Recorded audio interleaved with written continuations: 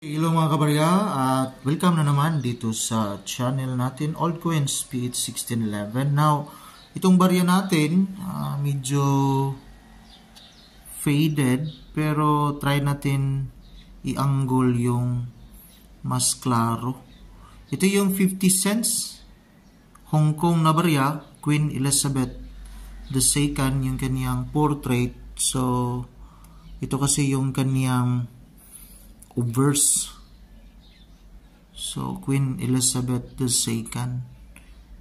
While ito naman yung kaniyang reverse.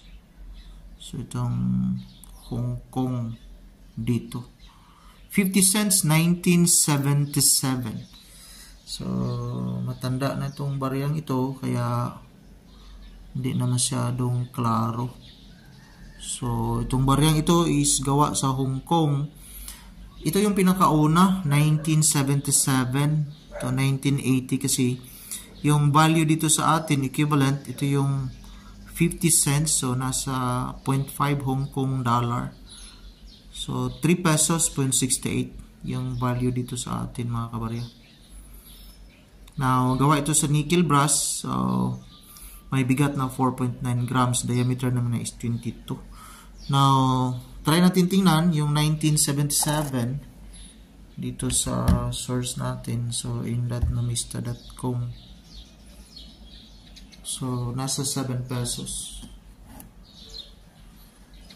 Yung kaniyang uncirculated nasa 59 mga kabarya.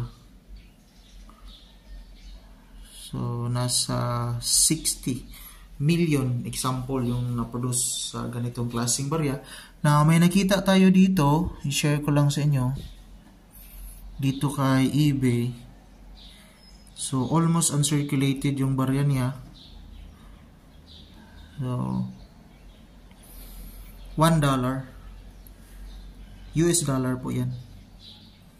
So, maganda kasi yung barya niya dito.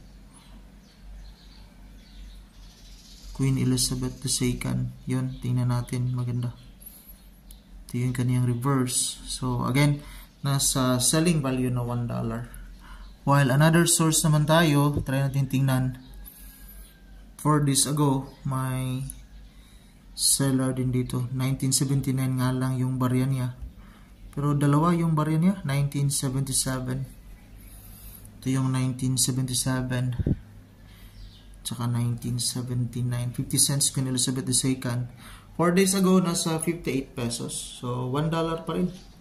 Kasi yung $1 sa ngayon, nasa 58 pesos mga kabarya.